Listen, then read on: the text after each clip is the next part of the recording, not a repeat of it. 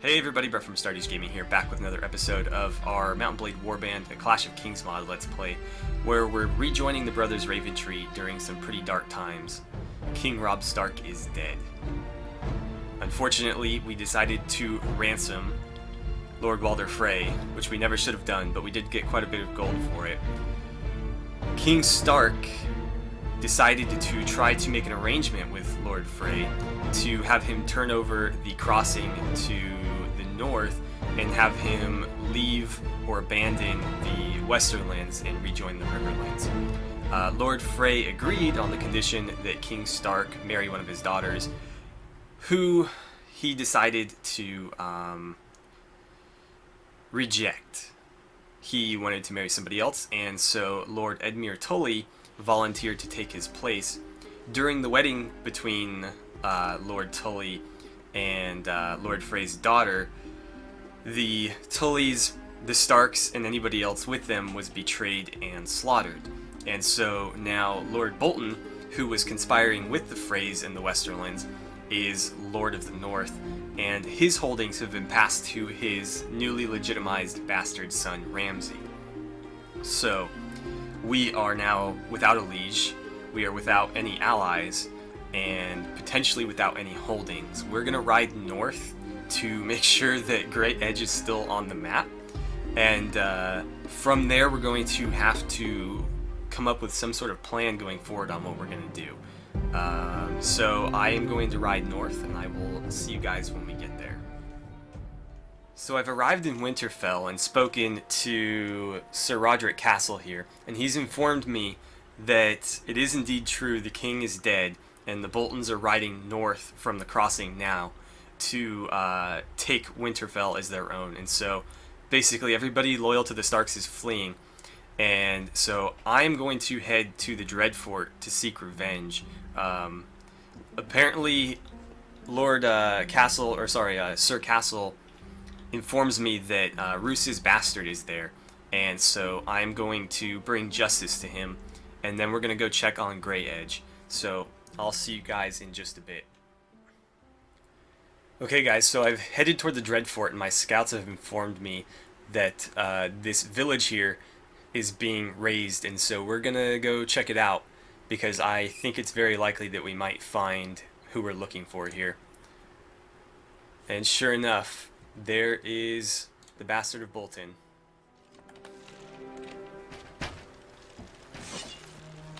This is an interesting battle. Everybody charge.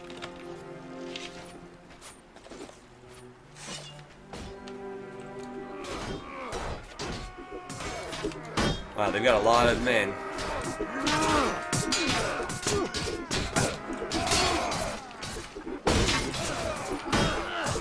Damn. Come on, die. There we go. Okay. Let's not get hit by those, or let's take one right to the face. Luckily I'm faster than he is. Okay, these guys with the bulges are kicking my ass right now. Ouch. This isn't good. We're getting really beat up here. Where's all the Stark people to help me out?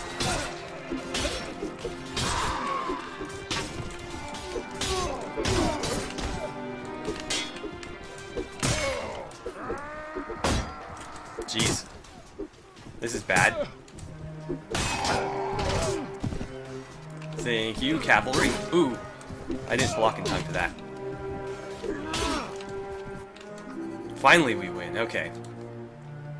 So, what kind of losses did we take there? Actually, not too many. It looks like our companions took the brunt of it.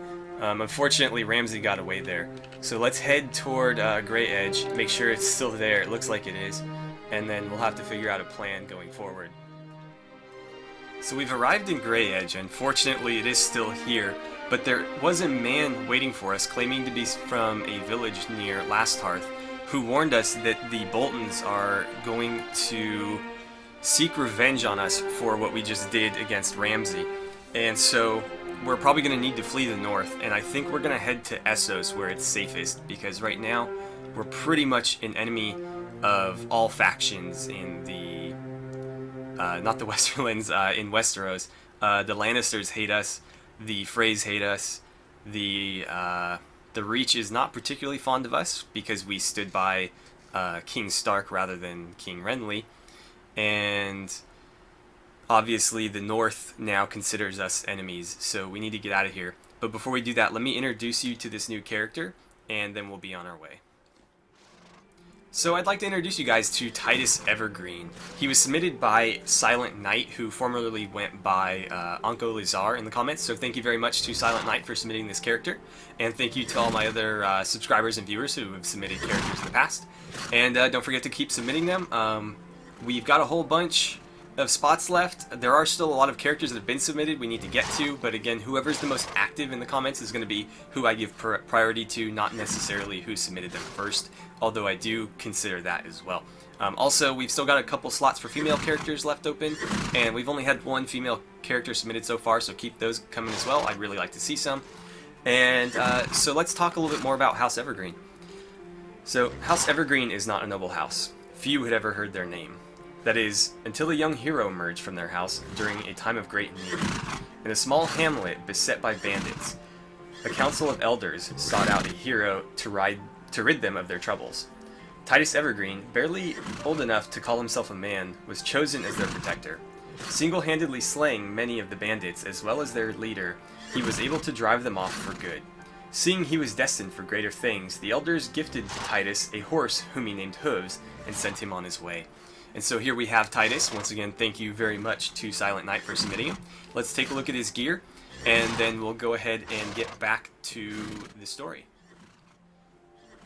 Alright, so here we have Titus's gear. As you can see, he's quite fond of axes. He carries 6 throwing axes as well as a 2-handed axe on his back. He carries a decorated longbow and a large bag of heavy arrows. He's wearing a leather jerkin that looks similar to a Stark jerkin, but he has the gambeson of a Umber vassal, so obviously he's from somewhere up north near Last Hearth, but we're not entirely sure where. And then he's wearing some plated leather boots and some leather gloves.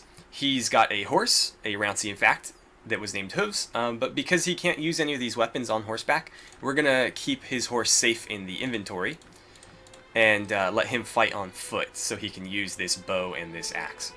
And so there we have Titus and all his gear. Once again, thank you to Silent Knight and all the other subscribers who have submitted characters, and I look forward to seeing everybody else's characters going forward. So let's get back to the business at hand. Alright, so we're going to put him right next to Garrett Longley under Garrett's command as part of the archers. And who knows, maybe if Garrett moves on to bigger, better things, Titus can command the archers moving forward. Because he's competent in melee as well, I might move him into the infantry. We'll see where he excels best, but for now, with that longbow, I think we're going to put him with the archers. Alright, so it's clear that we're not safe in the north anymore. I think what we're going to do is we're going to flee to Essos, as I said before. Braavos seems like the best place to go because it's going to be the closest. And obviously with this large army of northerners, we're not exactly the most seaworthy group. But I think we can get to Braavos, maybe make some investments when we're there, and then look for work in Essos. So let's get moving, and I guess I'll see you guys once we arrive at the port. I don't know that there is one over here, so we'll probably have to head to White Harbor, which is a little bit precarious. We're riding through a lot of enemy territory right now, but I think we'll be okay.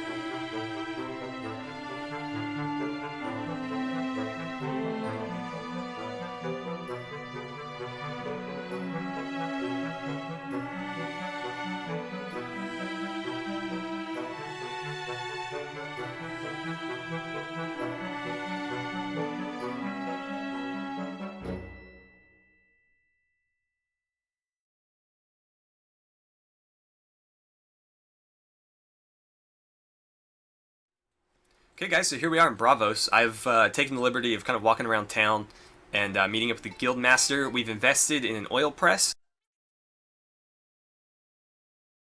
which should help our income a little bit. For 4,500 gold, we were able to get like 500 or something gold per week. I think it was like 512, so it's pretty good investment.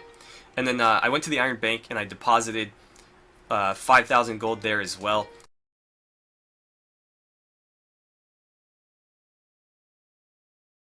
And so we have 4,900 left.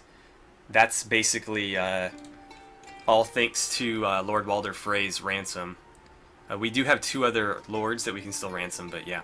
Anywho, as I was walking around Braavos, I met up with a guy in a tavern who wanted to challenge me to a game of Sivas, and he's a pretty interesting character, so I'd like to introduce him to you guys right now. Alright, so here we have Djaro, or some like to call him Djaro the Wanderer. So, little is known about the man who calls himself Djaro. He claims to be from the Riverlands, but his appearance lends no evidence to this. The few who know him say he may be a rebel or deserter, but this is also impossible to confirm. What is known of him is that he is a wanderer, familiar with the customs of both Westeros and Essos. He has a mind for strategy and is quite fond of Sivas. He is trained in horsemanship, archery, and swordsmanship, equally skilled with either hand. Perhaps someday he could make a brilliant general and tactician, if only he could find a cause he believed in. So here we have Djaro. Thank you very much to Martinez76 for submitting this character. And let's go ahead and take a look at his gear, and then we'll move on. Alright, so here we have Jaros Gear. He's carrying a strong short bow, which he can use on horseback, a large bag of heavy arrows, a tempered curved sword, and a round shield. And he's wearing a thick leather jerkin with some leather boots. And he's riding a timid destrier. So that's his gear. Obviously, we'll need to get him into something a little bit heavier and more protective.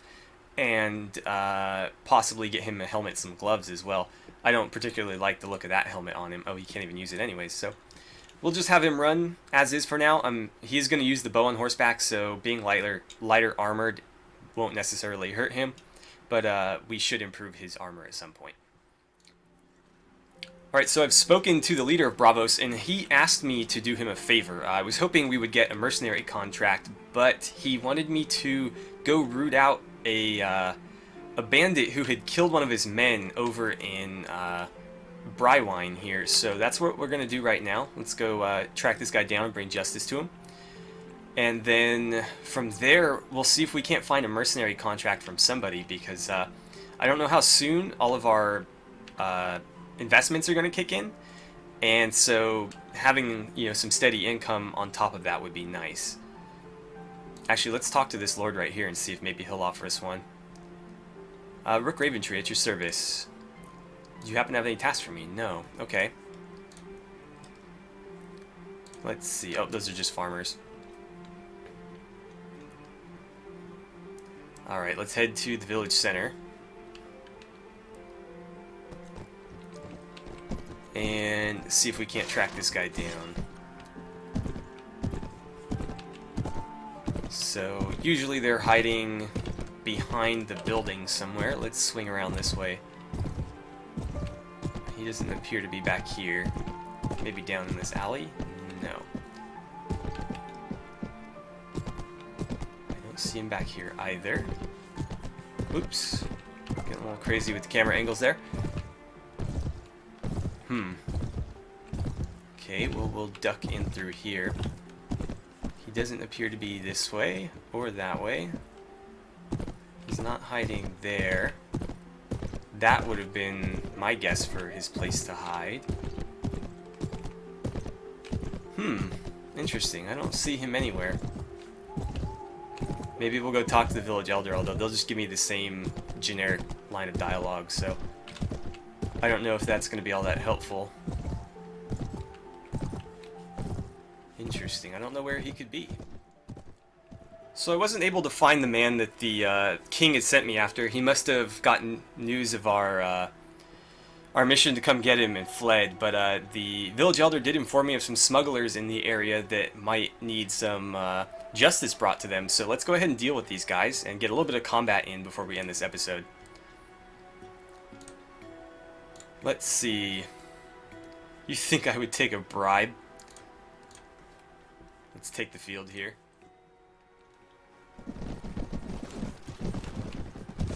And we're not going to be all that cautious because of the numbers advantage that we have here.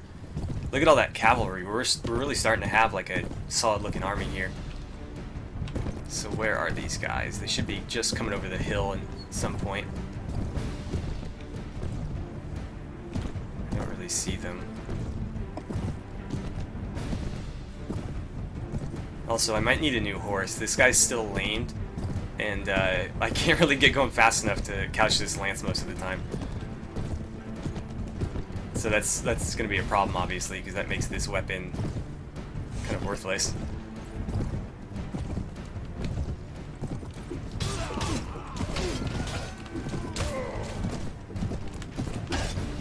Okay, everybody get in there.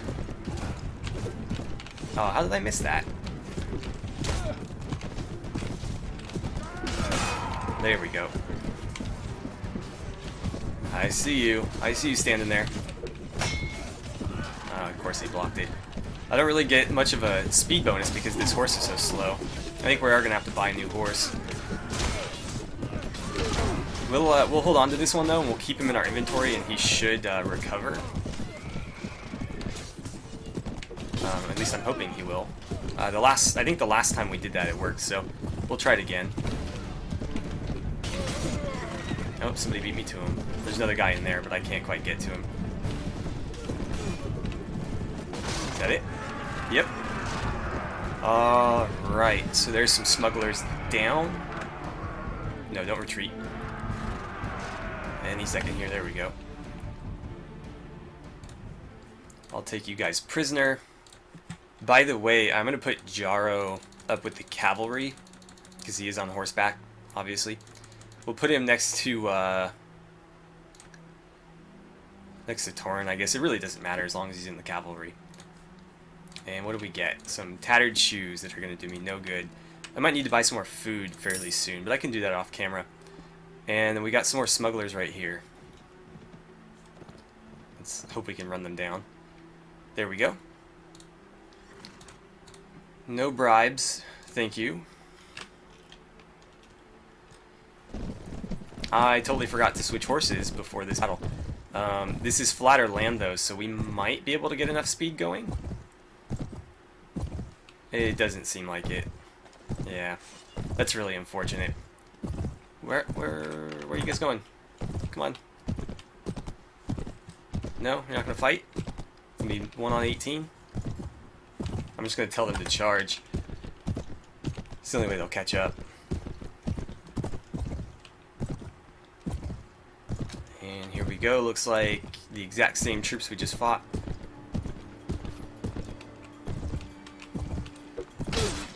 Aw, man. That speed bonus is so weak. Actually, it's not even a speed bonus. It's a speed penalty. We got minus 4% right there.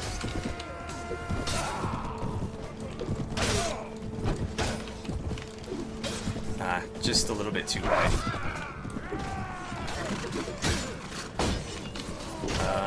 Where'd you go? There you are. Oh, you're already dead. Okay. Any other takers? There's one over there. He's running into the crowd though, so he's gonna be kind of hard to get. Yep, there he is. And why can't I move? There we go. Okay, so that is it for those smugglers. Perfect. It looks like the Raventrees did most of the work there. And actually, Ryland leveled up. We'll level him up in just a second. These Pullmen, I want all veteran Pullmen. You guys need to be longbowmen. And, okay, cool. What do we got here? That helmet might be useful. Same with those arrows. Okay, so let's talk to Ryland. Let me see your skills. I'm going to give you... His strength isn't bad. That does allow him to use most of the medium tier armors. So I think we'll go with intelligence. And let's see. He needs some persuasion. And how about some power strike? And then once he's, competent in melee, I think we're going to get him some more power draw so I can get him a better bow. Let's continue to work on his archery and his one-handed skill. Oh, he's got a lot of points. Where did all those points come from? There we go. And then I had to level up too. I am going to go for... Let's see, if I do charisma... No, it's not going to help me. No, it's not. My level is all out of whack too, because like I gave myself more charisma just to get the leadership up high enough to have like a full army when we started, but the level really doesn't reflect how many attribute points I have, so that's kind of weird. I guess I'll just keep doing that because I want to increase my leadership quite a bit, and I think I'll throw my extra point into Power Strike. And we'll continue to work on our one-handed weapons, and let's work on some throwing too. I want to be good with those axes. Alright guys, well I guess we're going to leave it there for now. Let's get out of these trees so you can see our army. Whoops. So, obviously quite a bit happened in this episode, and quite a lot of stuff is going to happen going forward because we need to figure out what exactly we're going to do now that we're no longer associated with the North. I think that we're going to probably take care of some missions over here in, or I shouldn't say missions, we're going to take care of some quests over in Essos because there's quite a few in this mod that take place on this continent. And once we're done with that, we might return for some revenge and maybe take back the North for ourselves as King Rook of the North. I think that sounds pretty good. So let me know what you guys think, what we should do moving forward, but I think we're going to do something along those lines, or if you have anything specific we should do, let me know. But otherwise, thank you so much for watching. I had a great time playing some Clash of Kings with you guys, and I really, really look forward to seeing your characters in the comments and seeing you guys back here for the next episode.